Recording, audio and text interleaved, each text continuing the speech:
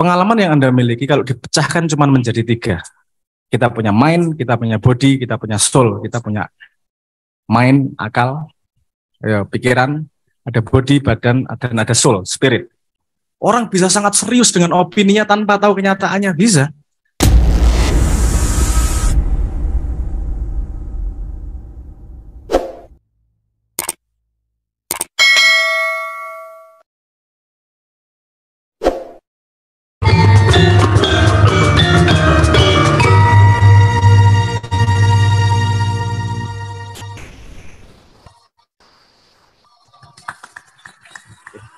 Mantap ya, langsung lilir ya. Ini suluk tajuk menara ini binaannya Pak Jalil.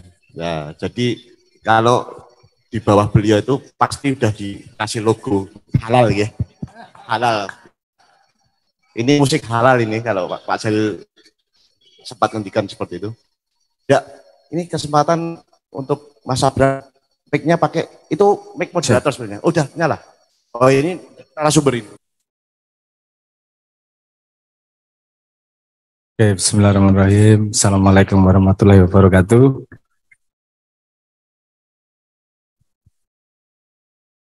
Ada bagian melempar masalah, ada bagian korban kelemparan masalah. Ya. Serah apa, masing-masing orang punya nasib dan jatahnya sendiri. Ini judulnya menarik, saya langsung bahas ke judulnya aja, tapi sebelum itu saya pengen membuat analogi dulu. Di sini udah pernah bikin paper, bikin apa ya? Makalah, karya tulis, pernah semua ya pasti ya. Oke. Sebelum bisa itu Anda pasti harus tahu semua kata-kata, betul nggak? Karena rangkaian makalah itu hanyalah kata-kata yang dijejer-jejer dirangkai. Tapi sebelum tahu kata-kata, Anda harus tahu huruf. Karena kata-kata hanyalah huruf yang dirangkai, dijejer-jejer. Nah, itu yang biasa saya sebut, untuk kita mau membahas sesuatu, perlu kita sadari dulu simpleknya, sesuatu yang sangat simpel, yaitu huruf yang jumlahnya ada berapa? Piro jumlah huruf? Lali jumlah huruf.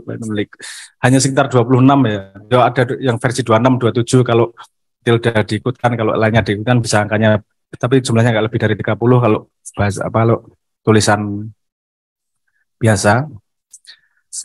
Jumlahnya hanya segitu tapi bisa menghasilkan kata yang sangat banyak. Semua buku yang pernah ditulis hurufnya ya cuma itu aja. Artinya simpleknya udah jelas, kita bisa membuat kata yang sangat banyak jadi kompleks. Kata disusun menjadi sebuah ide yang tersampaikan menjadi multiplex kan gitu. Nah, sebelum bisa membahas bahasa yang kompleks ini dari intelektualitas menuju spiritualitas, saya ingin bahas dulu tentang simpleknya. Ini sepemahaman saya. Apa itu intelektualitas, apa itu spiritualitas? Kalau kita belum tahu clear tentang itu, belum jelas tentang itu, kita nggak akan bisa bahas. Saya ingin menyamakan persepsi dulu tentang itu, sepemahaman saya. Gini, pertanyaan saya, di sini ada yang pernah hidup menjadi manusia? Hampir semua ya. Kalau saya mengatakan begini, satu-satunya yang Anda miliki ketika menjadi manusia adalah pengalaman. Anda hanya bisa mengalami.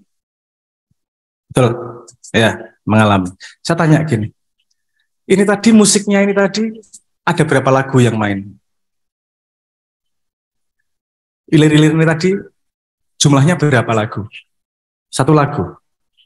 Hanya satu lagu yang bermain. Tapi kalau kita melihat simpleknya, ada gamelan, ada apa namanya? Ada terbang, ada bonang, ada keyboard. Bermain bersama-sama membuat harmoni menjadi satu lagu. Apakah masuk akal kalau lagu itu adalah perjalanan dari bonang menuju keyboard? Enggak toh. Ya, karena ini main bareng-bareng ini. Menurut saya begitu juga dengan pengalaman manusia. Jadi manusia kalau yang paling mudah dipecah, manusia itu, saya kalau yang mengikuti akun saya di Simbolik, saya kemarin baru post sebuah konsep yang saya sebut sebagai paradigm of three. Itu yang saya siapkan untuk obrolan malam ini. Jadi Pengalaman yang Anda miliki kalau dipecahkan cuma menjadi 3.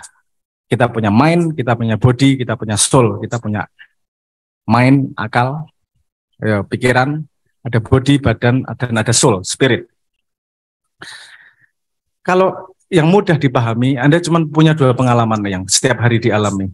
Pengalaman fisik dan pengalaman psikologis. Ya, nek di Kampleng itu pengalaman fisik. Loro atine di Kampleng pengalaman psikologis. Paham ya bedanya ya? Ada 2 perbedaan yang sangat jelas di situ. Kalau Anda dipisui itu kemudian sakit hati, itu pengalaman psikologis atau pengalaman fisik? Psikologis ya. Kalau Anda kesandung tapi kemudian ya rapopo kesandung, nggak sakit hati sama siapa-siapa, itu pengalaman fisik atau pengalaman psikologis? Pengalaman fisik. Oke, tahu bedanya jelas ya. Pengalaman fisik, pengalaman psikologis. Jadi sepanjang kita hidup ini, kita akan selalu mengalami pengalaman psikologis dan mengalami pengalaman fisik. Yang di luar kedua itu baru disebut pengalaman spiritual. Apa definisi spiritual? Kalau ambil dari bahasa Inggrisnya, spirit, itu sesuatu yang memang tidak bisa disentuh, nggak kelihatan. Dia adalah fondasi, bukan emosi, dia fondasi dari emosi. Karena memang susah dijelaskan. Kalau emosi adalah pengalaman psikologis. Tapi kalau fondasinya di luar pengalaman psikologis dan pengalaman fisik, itu yang disebut sebagai pengalaman spiritual. Jadi kalau Anda ngomong, saya berpikir tentang spiritual, enggak. Itu pengalaman psikologis, otak itu, mind. Kalau fisik, ya badan yang kita rasakan. Nah, oke, ya sudah paham ya, ada 3 ini ya. Ada 3 realitas yang sekaligus berjalan seperti harmoni musik. Kita ngerasanya satu manusia, tapi ada 3 harmoni pengalaman yang berjalan. Ada pengalaman fisik terjadi terus-menerus, pengalaman psikologis terjadi terus-menerus, dan pengalaman spiritual terjadi terus-menerus. Sampai sini oke ya? Oke, kita bedah satu-satu dulu. Ini benar-benar dunia yang berbeda. Sama sekali benar-benar dunia yang berbeda. Saya kasih contoh gini. Kalau pengalaman psikis, pengalaman otak itu tadi, itu ujungnya, ini nomenklatur yang saya buat untuk membedakan ya, dan saya susah dari bahasa Indonesianya nih. Mohon maaf kalau saya pakai bahasa Inggris. Ujungnya adalah yang disebut sebagai real. Sesuatu yang real. Paham ya maksudnya sesuatu real tuh? Pernah dengar kata itu ya, real? Ini real nih, pengalaman psikis itu real. Contohnya gini, Anda punya pacar, saya bisa nggak pakai contoh itu? Boleh. Di sini apakah banyak penderita cacat tuna asmara? Kira-kira tersinggung nggak kalau saya pakai contoh pacar-pacar gini? Oke. Kalau Anda punya pacar dan tiba-tiba dapat dengar dari teman, pacarmu itu habis jalan sama orang lain loh kemarin malam mingguan. Wow, apa yang terjadi dalam dirimu? Miso, panas, miso. Oh. Kalau Anda miso, artinya Anda bereaksi terhadap informasi itu. Betul nggak? Kalau Anda bereaksi, artinya itu real menurut kepala Anda. Tapi belum tentu nyata. Kalau nyata, itu pengalaman fisik. Kalau fisik ternyata dia memang jalan beneran, itu baru nyata.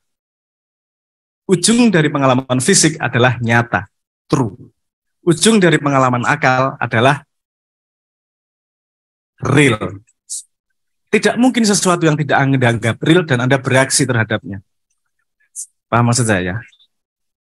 Kalau Anda, kita tenanan real, Anda bereaksi terhadapnya. Itu yang membuat IQ generasi sekarang jauh lebih tinggi daripada dulu. Walaupun Indonesia IQ-nya sekarang ya cuma 78,54 ya. Itu 75 ke bawah wes idiot. Jadi kita tuh nggak jauh sebenarnya dari idiot. Tapi kalau ngelihat dari 19-an itu IQ jauh meningkat lebih tinggi. IQ itu bukan menunjukkan kepandaian.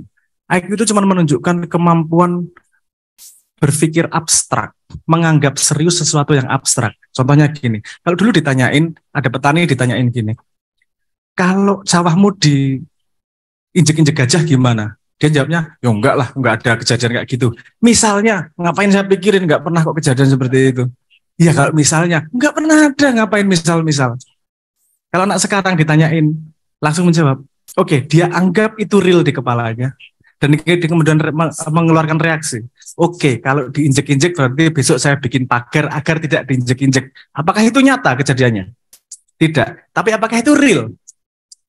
Kalau Anda bereaksi terhadapnya, itu artinya itu real. Tapi kalau entah kejadian entah enggak, ya kalau Anda bereaksi jadinya real. Ini yang membuat mental health problem itu. Cah saiki kan ngopo sidik mental health, apa sidik mental health. Apa centang biru nggak dibales mental health. Nggak bisa status orang di like mental health. Karena hidup di dunia real yang tidak sesuai dengan dunia nyata, ya. Opini itu real atau nyata? Real. Orang bisa sangat serius dengan opininya tanpa tahu kenyataannya, bisa. Karena di akalnya itu real. Padahal yang perlu kita lakukan adalah membuat semua yang real adalah nyata. Yang kita anggap real adalah yang nyata, kan gitu. Itu apa namanya efek berikutnya. Tapi saya pengen ngomong simpleknya dulu. Misalnya ketika itu tugasnya dua juga berbeda. Dunia ini tugasnya berbeda. Misalnya Anda sakit, kesilet, kena api, Anda megang apa sebenarnya panci, kepanasan.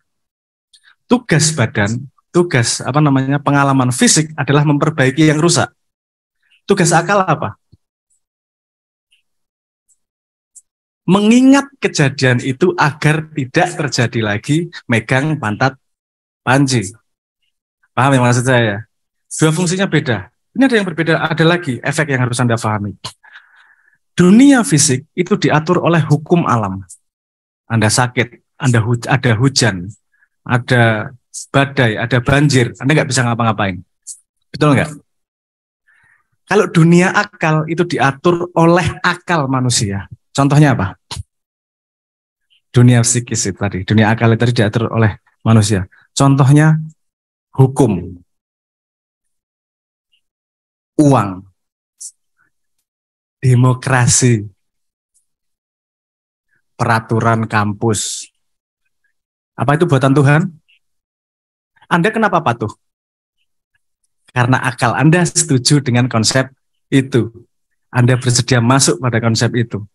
Semua yang dibuat manusia bisa diubah dari dunia akal ini. Tapi kalau dunia badan, nggak bisa diubah. Kalau dunia fisik.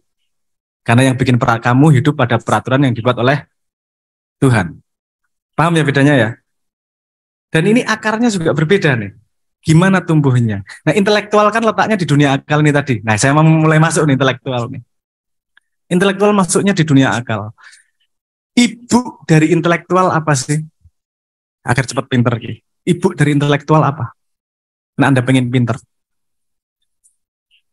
Duit ndasmu. Bukan duit. Ibu dari intelektual itu yang namanya attention. Memperhatikan. Perhatian. Kalau Anda punya yang dinaksiri, kamu naksir si A gitu, kira-kira follow terus stalking nggak tuh?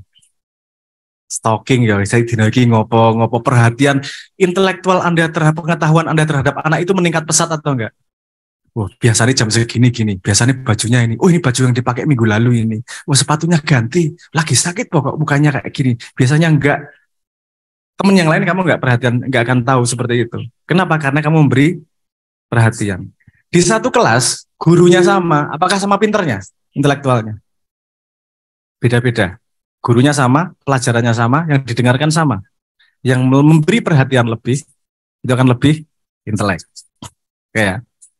Terus, ibu dari attention perhatian ini apa?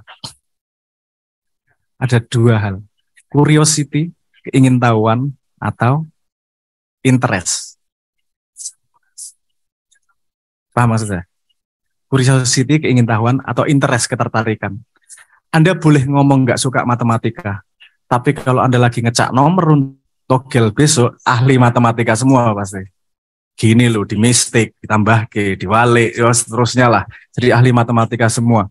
Padahal nggak ada yang suka matematika, nggak ada yang mau untuk sekolah matematika, tapi ketika ada interest dan dia punya perhatian, keluarlah intelektualnya. Tuh akarnya. Oke ya.